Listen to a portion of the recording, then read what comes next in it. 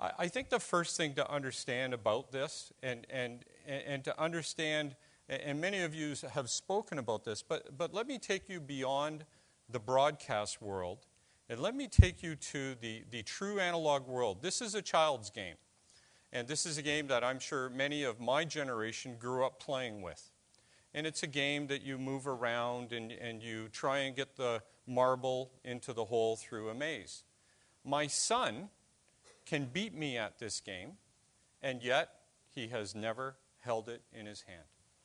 And the reason why is that he learned it on the iPhone. And so he learned the digital version of this game, and he can beat me in the analog version. And, you know, you can say, well, it's just a kid's game. But is there something more tremendous going on? And I would put to you that there is. And it's much more than perhaps broadcast. It's much more fundamental, and I think some of the speakers have addressed that. But let me give you an idea of another thing that I've been involved in and has been a topic of debate in Canada and has also been a topic of debate elsewhere. That this digital economy or the digital wave or whatever we want to call the internet, it's more than broadcasting. And this is a very important point for all of you in the room. It impacts the GDP of all economies. And so here in Canada and elsewhere, while you may think that this is an industrial segment discussion and it's impacting you, in fact, it's a world discussion. I came from a speech this morning to the largest companies in Canada. All the CEOs were gathered, and the industry minister spoke about how this is such a fundamentally enabling technology for productivity that it is the number one priority for his department and indeed the government of Canada. And the reason why is this chart. This is a chart that OECD has reproduced many times for different countries, but at the heart of it, there is a correlation between competitiveness and productivity and your investment in ICT. This has been repeated again and again and again. And countries and nation states, societies that ignore this, do so at their peril. And so this is a competitive issue. It's not just a media, broadcast, cultural issue. It is the very essence of the GDP of a nation state. And so that raises the bar on the discussion and also brings for many of you from a policy side a very different set of players than perhaps you've been used to in the past.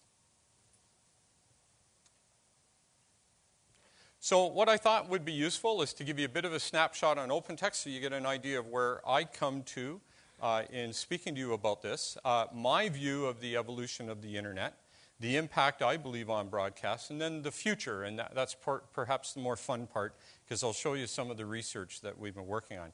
I come to you as one of the original people of the internet. This is myself and Jerry Yang of Yahoo kicking off the first search engine in the first cyber cafe in Manhattan too many years ago. It's 15 years ago now when we kicked this off, and my company was the fourth largest shareholder of Yahoo.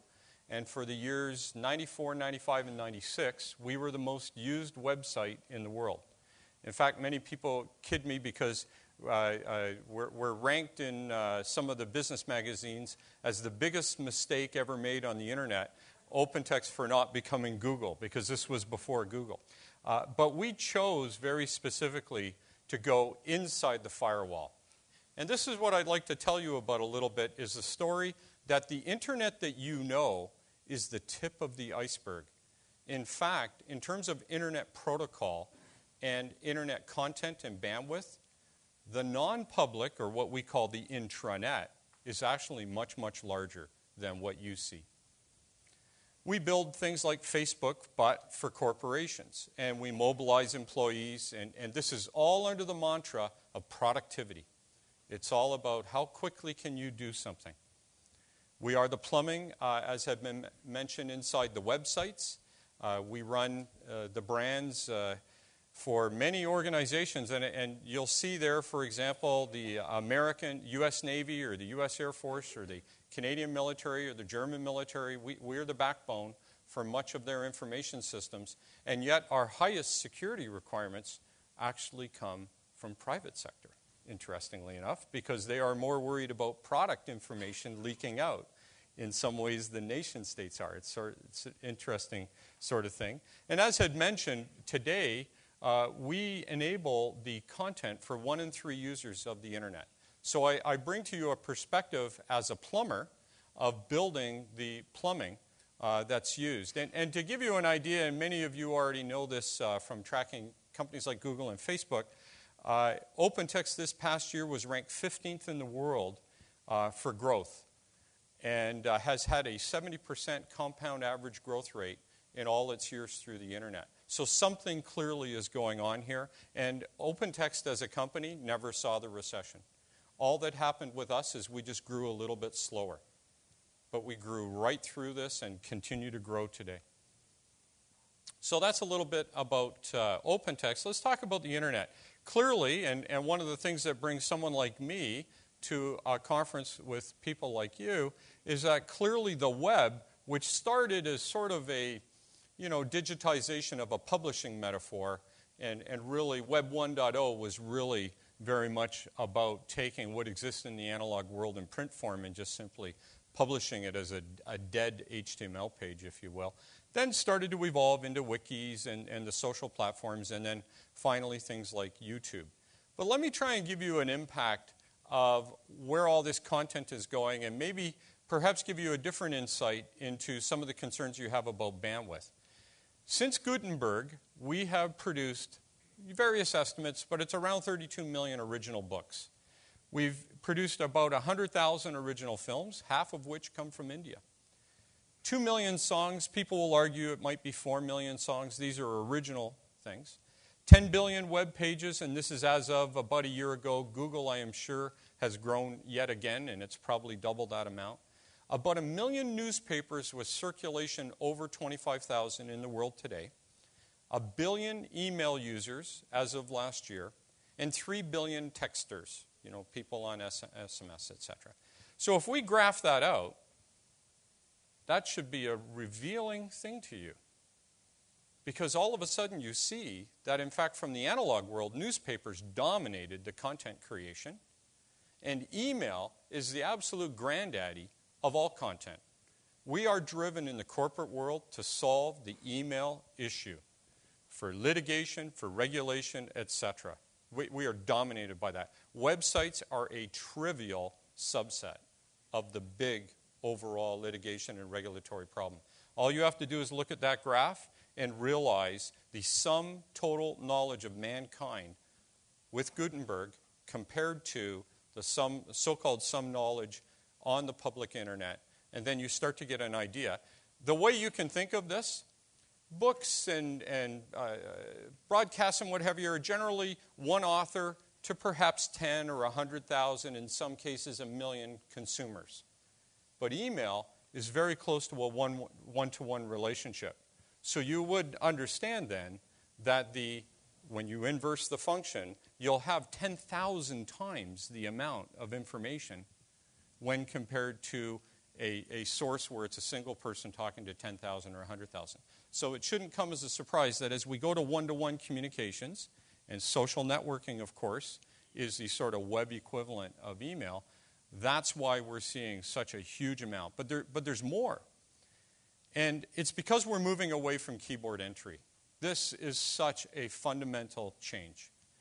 And what that means, of course, is that we're combining. And perhaps one of the things that I could convey to you right off the top, please do not make the mistake that you simply can take what you did in the broadcast world and digitize it, because it's morphing at the same time. It's not just analog going to digital, it's digital going into interactivity. That's a very, very different thing. And I've watched websites over the last 15 years really fail because they didn't understand that. And so what in our industry we call rich media coming together with social networking to this sort of new term called social media, social content. Now here's the rub. Not only is this a one-to-one author-to-user or reader relationship, think of a single page of HTML text, it's about 10 kilobytes. The spoken word of all the words in that HTML page is about 30 times that amount with compression and what have you. To watch someone speak all the words of that single HTML page is 300 times the size. So if we go back and envision a world that is fast approaching upon us, that chart goes right through the roof of this skyscraper. You'd have to see it on a log scale to be really to understand what is in front of us. It is an enormous transformation that's happening, and we do not have the infrastructure for this at all. I've watched websites come and go. I've watched infrastructure. And you know what? These are all great challenges for us, but it changes the rules of the game as to what we took for granted. So some of the sessions today and yesterday were about the absence now of dark fiber. We are going to be with this issue where bandwidth and content are now variable costs, where they used to be, basically free. That's not the case going forward. So let's talk about the impact on broadcast, again, from an observer's point of view. My joke for many people is this is a broadcaster of the Middle Ages. A town crier, if you think about it. And then Gutenberg came along, and he created a different way for people to consume information more effectively. And so we are at the same kind of juncture only 500 years later. And as many of you are realizing, YouTube, etc. But here's the thing, and this is what I tried to emphasize before, it's a different experience. Consumers will be interacting with the content and creating their own versions of the content and editorializing that content. And I would put to you, in some of the sessions earlier, we were talking about the social phenomena of Facebook and what have you. We study it from a productivity point of view. And the reason why the kids use Facebook as opposed to, say, a Google or a Yahoo, it's because the relevancy of information by reference of their peers is more productive than the former. So Web 2.0 is simply more productive. And that is hitting corporations like you wouldn't believe right now. 2.0 is simply a faster way of doing things. And that's why the investment is following that. And of course, there are many, industry challenges in broadcast, not the least of which is that we have a 100-year legacy, a rich legacy, but nonetheless, in the digital world, this is a boat anchor. And we have to somehow figure out how do we bring that forward. And most policy people do not understand the change. And as we were speaking at lunch, most policy people think of this as a linear issue. This is a step function. This is like driving down the highway and having to change the engine in your car while you're still going down the highway. You would never think to do that. You would pull off the highway, rebuild the engine, and then get back on the highway. This is a step function issue. And it's a big, big challenge for everyone involved in this. The other big challenge is that digital media itself brings new challenges. In the previous slide, if you shipped a roll of film to someone, it had its, physicality to it. Or as even a CD had some degree of physicality. Our great challenge now, as many of you have talked in the last 2 days, is digital rights management. Because our ability to have so much information in such a small way and transferred is a huge challenge for us. And I'm going to talk about some of the approaches that I've seen that others have been doing. The first thing to give you an idea of, and this is just last week, we ran the servers for NASA when the moon strike occurred. We had over 20 million users within the 1 hour period. Just to give you an idea. There were 5 million simultaneous downloads right at the moment. Just to give you an idea of what is already happening, and this is just last week. And that's not even the biggest event that has occurred just purely on the internet. But just to give you an idea of what's happening. Here's another thing that's happening, and many of you have referred to this before, is disintermediation. We are clearly, as the content creators, are seeing the Googles and the Facebooks as being yet another network aggregator, although more modern, of course. They are now seeking to disaggregate all of that and to basically go to their final consumer. And it's very simple. It's more productive. You make more money. because you are forever cutting out the middleman, the aggregator. If you have a relationship with your user, you will go directly to them. And so we build websites all throughout the world for people that are effectively emulating YouTube or emulating Facebook, and we build the plumbing so that they can go and do that. So the example here is a North American one, which is Major League Baseball. You can download a home run for 99 cents instead of, having to watch the whole 3 hours or going to ESPN or Fox or whatever. That's really where this is going. Corporations throughout the world are going to this. If they are an originator of something, they want the one-to-one relationship. And we're seeing this all throughout the world. Televisa, which is now end-to-end digital. A very interesting one is BBC. I've had something to do with the British government and their development of a digital strategy. And this was a rather controversial, but also a very great foresight was done here with what's called iPlayer that the BBC created. The sort of moment, the moment of epiphany was when within that ministry and within that department they realized that their audience was really 3 billion cell phone users, because someone in that agency worked out that there are more cell phones than radio receivers for a teenager in Africa. So think about that. And as they started to work that through, they realized they had to change the engine in the car. So they are, in fact, in the middle of a £1 billion turnover of all of their content into intellectual property that can be conveyed through Internet protocol. It's an amazing initiative. Not without controversy, etc., as I'm sure anyone that's here from the UK can speak to, but it is such a shining example of what really is possible going forward. So how are they doing it? Well, and this is a key word for many of you that are worried about DRM or digital rights management. You can now create rich media widgets that are tethered. And this is a key word because I heard some of the discussions before. Many of you had angst about the fact that your content was going off into a viral dissemination and you no longer had control of it. That's not true, and I'm going to show you an example. We now can do video mashups where we create the tether so that it comes from your server and it can never, ever be cut.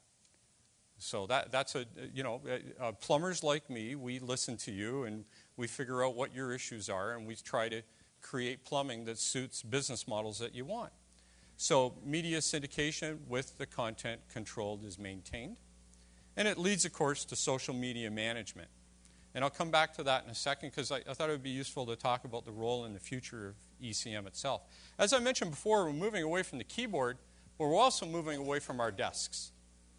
Because what we're doing is we're going to mobile access. The rise of the smartphones, whether it's iPhone, whether it's Android, whether it's Blackberries, that's what's happening. And they're becoming enabled and the bandwidth and all those things that you know very well.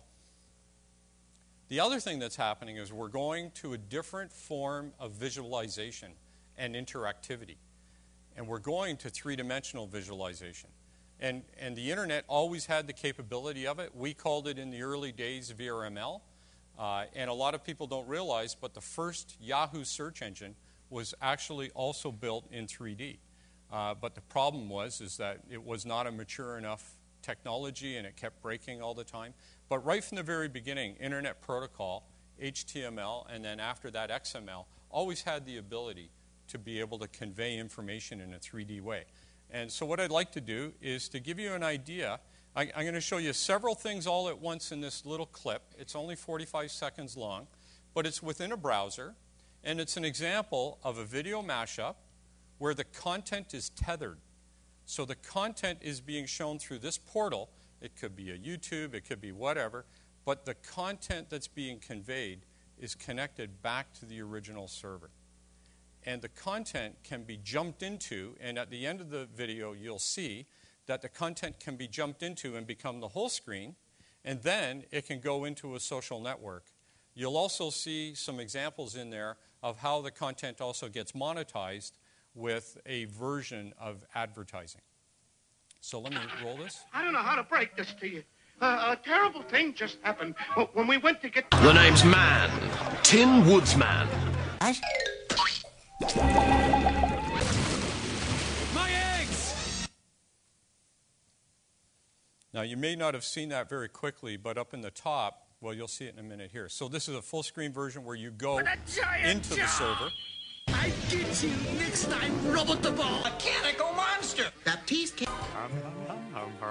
Now, these are different sources and different configurations. I don't believe a word of it. And as you can see, in a three-dimensional way, you can convey the information in a variety of different manners. And as you can see, you can share. There's a commercial. And again, these are all from different servers. And you can jump into a share mode, and it'll just finish it in Facebook. Honey? So what's happening there is it's a plumbing that starts to deal with some of the issues that you've spoken about. This is all research. This is something that we showed at NAB a few months ago. But just to give you an idea of where it's going and what's possible, as have been mentioned, you can read about this. I've written several books in the area just to explain what the fundamentals of this are. The other thing that I've taken a particular interest in Canada is that we also have another conundrum. On top of all the issues you're dealing with, you're very much used to studios and creative people that are doing things within a rather controlled, very sophisticated environment. But as many of you know, YouTube and much of what is on YouTube is not very high quality. In fact, it's like early TV. And one of the challenges we face as plumbers is how do we enable people to actually produce non-keyboard content? What you take for granted, the masses have to start to learn to do. And so as part of that in this country, we began a discussion at different levels of government and with a variety of people. And we, as OpenText, were seeking new people that had a combination of the creative arts. So in other words, they knew about lighting. They knew about sound, things that you take for granted. But at the same time, they knew how to code in .NET or Java. And so they were computer scientists as well. And to finish it all off, we wanted them to be very good in marketing. So a tall order, but what we did is we came together to create a new university campus. And this is called the Stratford Institute. And our intention is to educate 2,000 students in this triumvirate of 3 skills. And the University of Waterloo, which is where OpenText originally spun off from, is a very innovative, forward-thinking university where 3 different disciplines came together, 3 different deans, and agreed that, yes, this would be sort of the next era that we could really see. So the combined investment there is $250 million, along with what is called the Canadian Digital Media Network. And OpenText was thrilled to be part of it because we hope to hire these students, because these are the kinds of skill sets that we're all going to need. And why did we pick Stratford? Well, it turned out that it has one of the largest props and costume warehouse in the world, along with lighting and sound stages, because it's a summer stock festival. Now, I put this in to encourage all of you in your home countries to think about assets that you have that at first blush you may not think would be terribly relevant. But in fact, if you think deeper, we can combine engineering and computer science and the arts together for great benefit for all. And of course, in Canada, we have a whole variety of challenges brought on by the size, our proximity to the United States, all the other classic issues that many of you are dealing with. And so we started something called the Canadian Digital Media Network. And we launched it a few months ago, and we thought we would have 200 or 300 people come. And we were inviting the tool makers and the tool users to get together and discuss the digital future of Canada. We ran out of space. We had over 1,500 people apply to come to this conference in less than 3 weeks. And in good Canadian fashion, we had to move it to a hockey rink because we ran out of space in this little town in Stratford. And we had 70 speakers from all over the country. And Conrad came and spoke, and many of the ministers that are involved. And this gets back again to the comment I made right at the very top of this talk, is that this is more than culture and broadcast. This is about the fundamental underpinnings of the GDP of the economy.